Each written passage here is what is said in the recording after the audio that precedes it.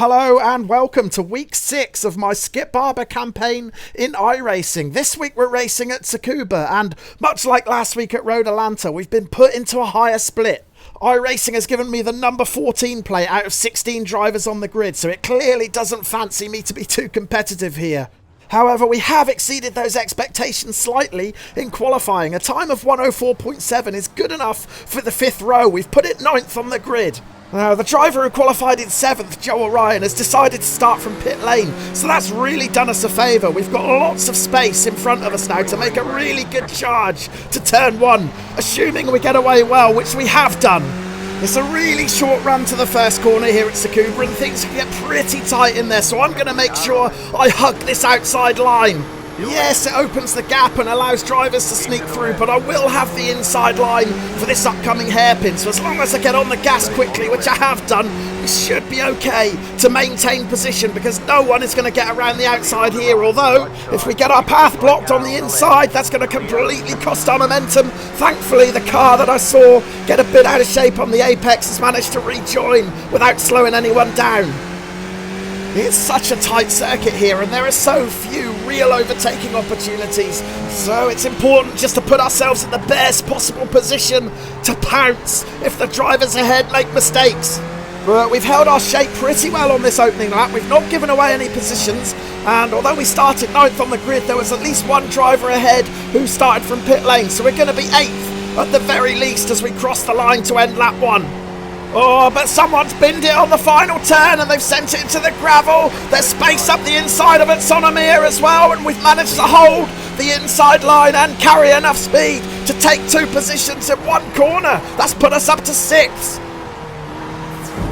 Right, let's check out the replay and see the highlights from lap 1, and look at the space in front of me there. It really helps when the driver right in front of you on the grid decides to start from pit lane. It made me feel a lot more confident coming into turn 1, but despite that confidence, there was no way I was going to risk tucking it to the inside. I stayed out wide. And although it opens up the gap for at least 2 drivers to have a think about running alongside me, they're not going to have any luck with it because I'm on the inside line for this tight hairpin.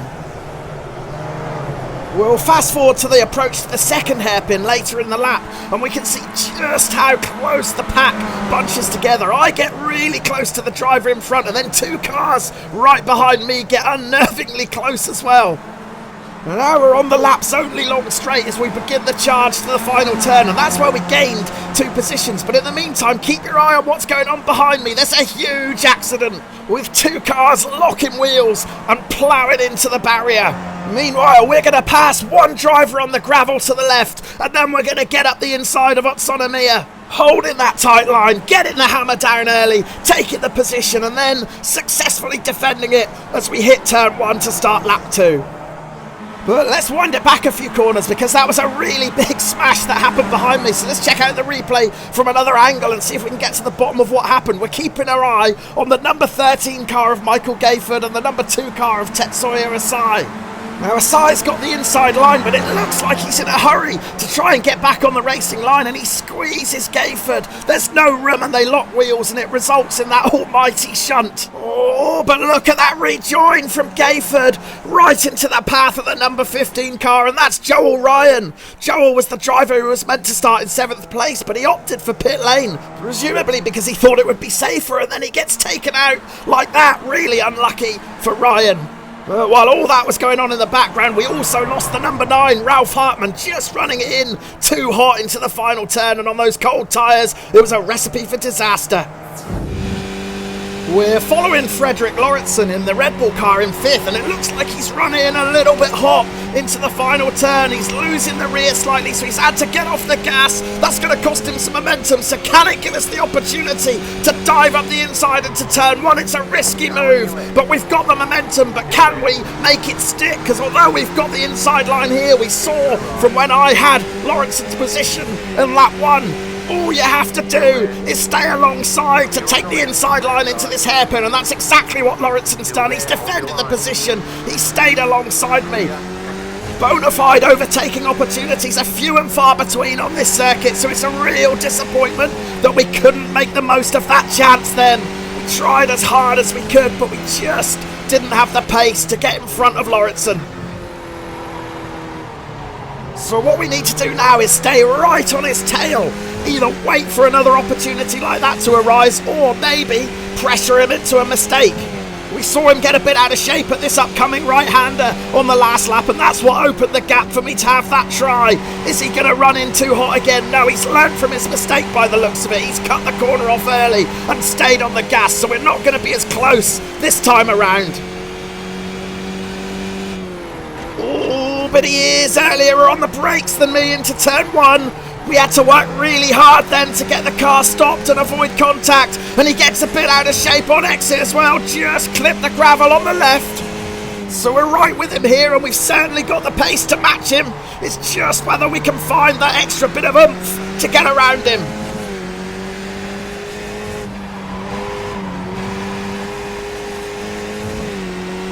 Right, as we approach this next hairpin, I'm going to open up the TV cam and we're going to concentrate on the battle in front of us. We're focusing on the number 11 car, Alberto Marin. He's in third at the moment, but as he begins the charge into the final turn, we're going to see another driver going a little bit too hot.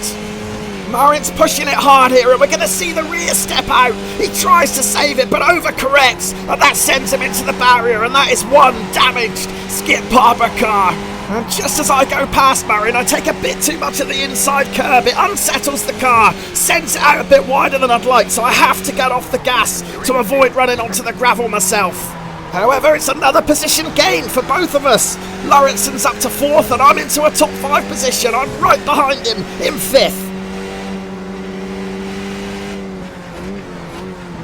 Oh, and again, we're running it really close behind him now.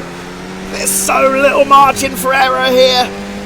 I'm applying the pressure. He's getting no respite at all.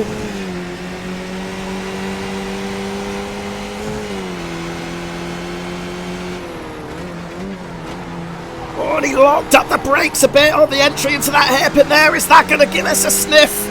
It doesn't look like it. He's got on the gas early and he's maintained his speed. We're not close enough to make a move here.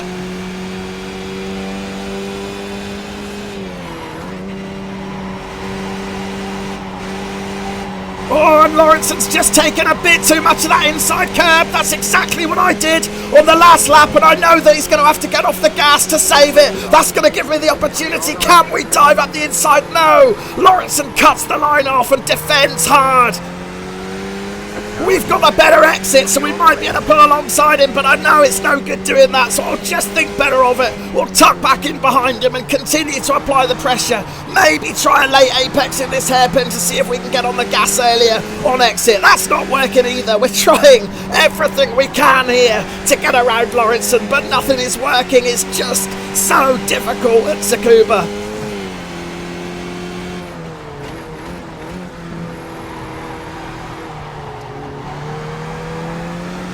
Took a little bit too much of the inside curb there, but we got a much better exit from the hairpin nonetheless, and we are closer to Lawrenson this time around.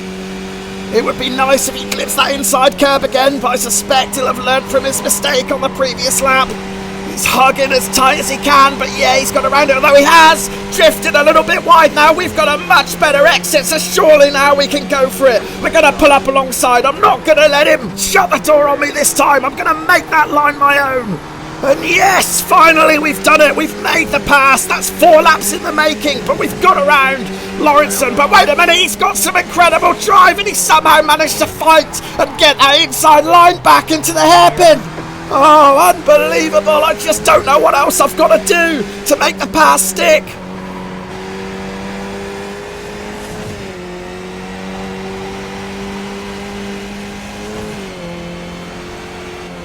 Don't know if there's room to have a look up the inside. No, there isn't. I'll back out of that, but I might have spooked him a bit because he's got a bit out of shape on exit. Now we've got another chance. We're side by side as we begin to charge up this long straight into the final turn. He's just got half a car length on me, but I might have enough to claim this inside line.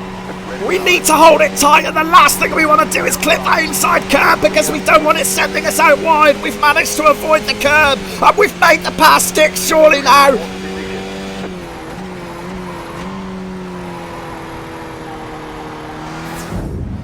Wow, well, let's take a breather and just check out a replay of that battle. It's probably the most intense racing I've ever had in iRacing. Now, I know Tsukuba well, and I know full well how difficult it is to pass, but I really thought I'd got it done on that move into turn 1 there, but somehow he got a great drive out of the exit of the corner and managed to maintain that inside line. When I knew he was there, I had no choice but to run it in wide and give him some space. Then I tried to fight back as quickly as I could, staying on his tail, putting as much pressure on as possible. We're going to start the charge down to this other hairpin now, and I'm going to stick right with him and have a little sniff up the inside. I knew there wasn't really enough space, but I just thought I'd put my nose in just in case he left the space. But he did run wide on exit, and that gave me another opportunity to pounce. At this point, it's a drag race to the final corner, and although he's probably got a few miles per hour on me here, I was far enough alongside him to be able to stick my nose in and make that pass stick, hugging the inside line, making sure I avoid the curb, and then defending.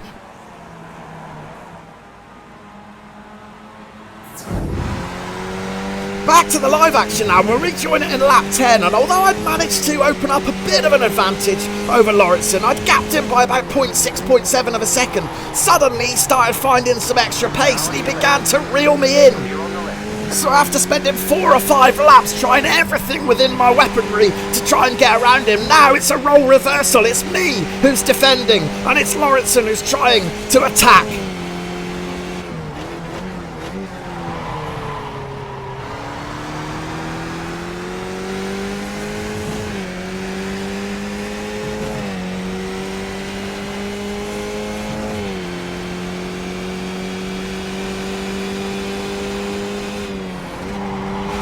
Oh, I've just run in a little bit too hot into this final turn. I felt the rear stepping out, so I've had to correct it and get off the gas. We've seen a couple of drivers spin out there already. I didn't want to be another one of them, but it's invited Lawrenson to attack now. He had a look around the outside. The only thing I could do was hug the inside line and defend, and it's worked, but it's invited even more pressure on me now.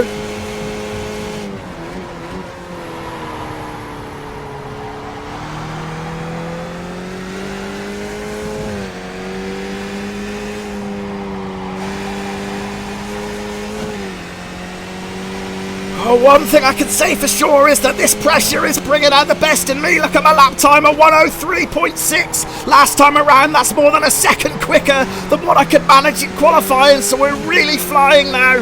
But crucially, these fast laps are not getting rid of Lawrenson. He is still right on my tail. 0.3 of a second is the gap.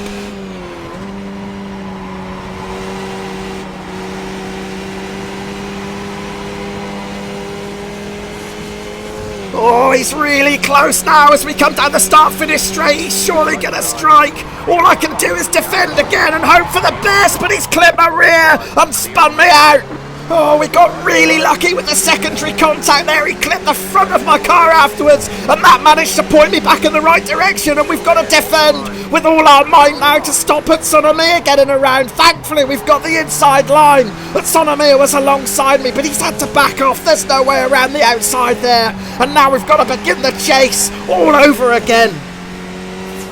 Right, let's take another look at the incident, and I have to admit to feeling more than a little frustrated with this attempt after 3 or 4 laps of me right on his tail, but doing it safely. I was hoping for the same in return, but that contact dashed those hopes. In Lawrenson's defence, he did signal his intentions early. He switched over to that inside line, but I felt I had the right to defend. I was far enough ahead, and I held the line that I had, and he clipped my rear right wheel.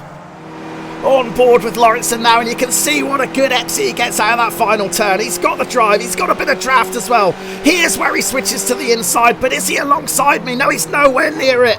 I defend the line, but he just can't stop in time. I think he may have misjudged his braking point slightly, and the contact sent me out, but I got really lucky.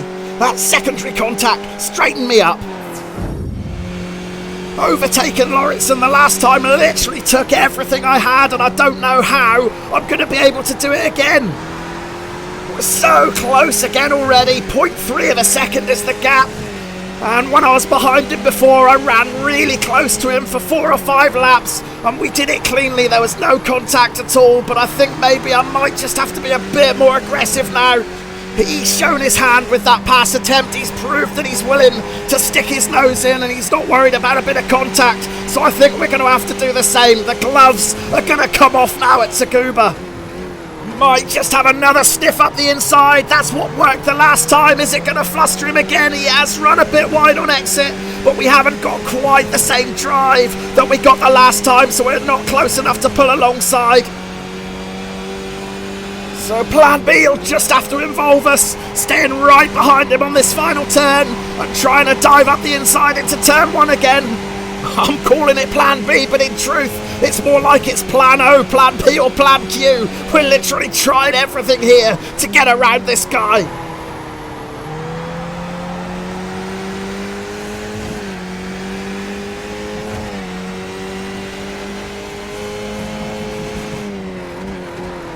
Really, I just want to see a glimmer of hope somewhere that he's got a mistake in him. I don't mind whether it's a twitch of the rear wheel, a little run wide, taking too much of the curb, anything to suggest that he's getting a bit rattled. And I ran a bit wide there. Oh, my heart was in my mouth. If you clip the grass flat out at that part of the track, it ends in disaster. We got a bit lucky there. I need to take a deep breath and concentrate. Yes, that slight moment of panic there gave Lawrenson the opportunity that he needed just to open up a bit more of an advantage. He stretched it to 0.6 of a second after I got off the gas on the approach to that hairpin. And the next few laps pretty much followed the same pattern. Lawrenson setting the pace and me in hot pursuit, but look how close the cars behind are getting. Because we're racing so closely together, it's giving 2 or 3 drivers the opportunity to reel us in.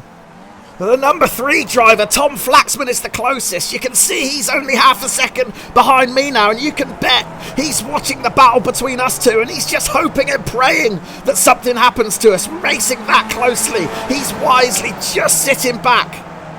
We're watching the action on lap 17, and I'm going to open up the TV cam again so we can ride on board with Joseph Barnes, the driver in second, because look what's about to happen. He's going to make a late decision to go into the pits, and it's because he's run out of fuel. And we can see how tight it's all getting on the relative board at the bottom right of the screen. Lawrenson's in 4th, I'm 0.6 of a second behind in 5th, and then Tom Flaxman in 6th. He's half a second behind me. We're just rounding the final turn now to begin lap 18. Barnes is still in the pit, so we're all going to gain a position from this. Check the TV cam and you'll see us all race by. So incredibly, that puts Lawrenson up into 3rd place and me into 4th. So all of a sudden, this isn't just a battle, it's a battle for a podium finish. We've still got 6 laps left, but I can remember how long it took me to get around Lawrenson last time. We're not going to be able to hang around here. We've not got the benefit of time on our side. If we're going to make a move, we're going to have to make a move sooner rather than later. So I do need to be a bit more aggressive now. We're going to have to push. And if it comes to it, we're going to have to be a bit more forceful too. On a huge lock-up at the brakes from Lawrenson there. He ran in way too hot into the hairpin. I thought it might give me the opportunity I needed, but somehow he got a really fast exit. I tried to pull alongside, soon realised I didn't have the pace, so it's best to tuck back in behind and try and use the draft.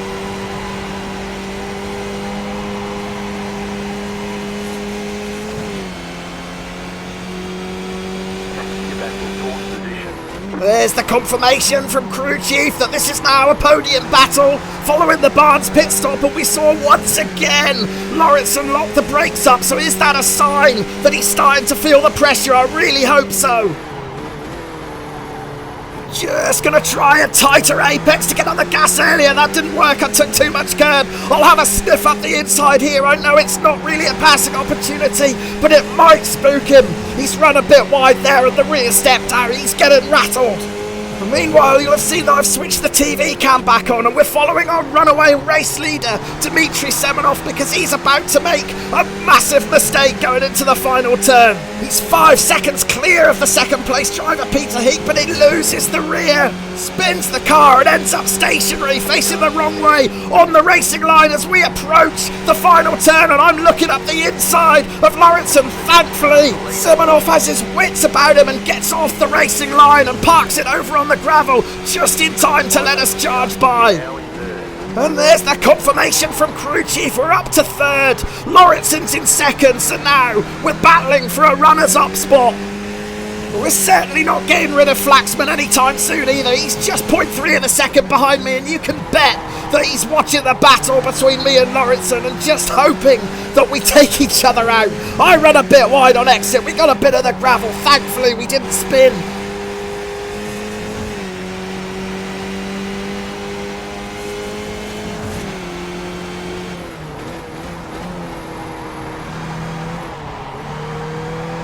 Got another really good exit, and we've clawed back a couple of tenths there, 0.3 of a second. I'm just going to stay as close as I can behind, benefit from the draft. We might just have a sniff up the inside to see if we can spook him again.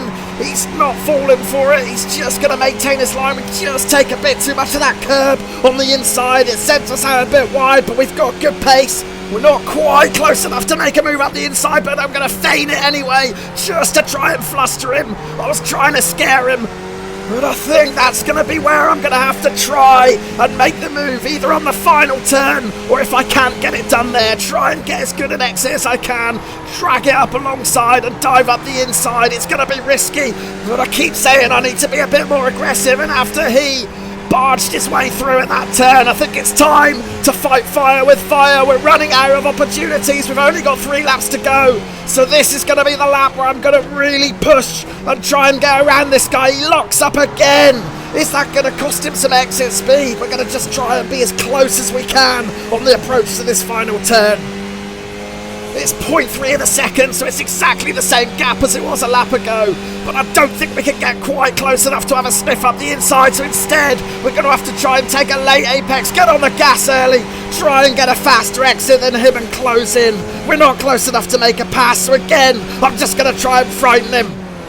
Oh, but he's cutting the line off to defend, and I can't stop in time, and there's contact. Lawrenson spun out. Oh no, that was my fault.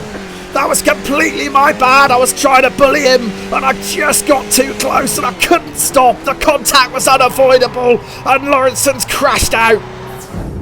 Yeah, here's the replay, and I'm holding my hands up to this one. It was 100% my fault. I was trying to spook Lawrenson. I was trying to feign a move to the inside just to scare him, but unfortunately I just ran too close to him. He decided to defend, as he's got every right to do, and regretfully my front left clips his rear right, sending the Red Bull car spinning out.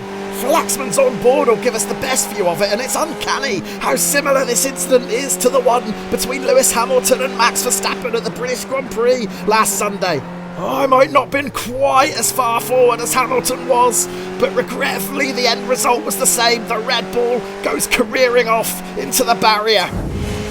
Now, I have to admit after that instant that my first instinct was to slow down and wait for Lawrenson to come back on and give him the position back. I did feel really guilty about the contact because it was all my fault. And it was actually that hesitancy that allowed Flaxman to go past while I was in two minds on whether to stop or carry on racing. But in the end, I saw Flaxman go by, and I knew that was my second place gone, and I was back down to third. And I thought back to the incident earlier in the race where Lawrenson did exactly the same to me, and he didn't wait, so that made my mind up. He didn't wait, why should I? I carried on with the race and did what I could to try and maintain that third position, because as you can see, we've lost touch with Flaxman, and we've got Ralph Hartman in the rearview mirror doing everything he can to pile the pressure on, because he's got a sniff of an unlikely podium here. We're on the last lap, so we've only got 2 more corners to hold firm, and we've made it around the first one of them now. And we know from the experience of our battle with Lawrenson that the passing opportunity in this final turn is up the inside, so I just need to keep far enough ahead of Hartman and not let him dive up the inside. He does think about it, but I'm just far enough ahead to seal off the turn. I've closed the gap. There's no room for Hartman to get by, and we're going to cross the line to take third place. Yeah, so this race was certainly a tale of 2 incidents, and we can watch them again side by side here to see how identical they were. To be fair to Lawrenson, he was a little bit closer to me than I was to him, but the only real difference is the outcome. Look how lucky I get to get the front of my car tapped, which points me in the right direction. So finally, after weeks and weeks of trying, I've had a decent iRating boost, plus 73, which takes me up to 1257, and we've even got a little bit of an increase on safety rating too, despite the contact in those two incidents. And here are the classified results, and there we are in third place, a podium finish, and several very fast and talented drivers finishing behind us.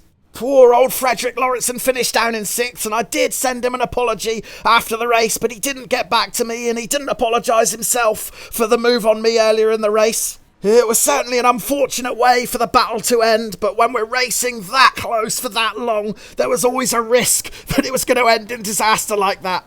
If you're a regular viewer of my channel, you'll know that the last thing I am is a dirty driver, and I always try and be as fair as possible, but at the same time, one of the main criticisms you guys have of me is that I'm not aggressive enough sometimes, so I am trying to address that part of my game.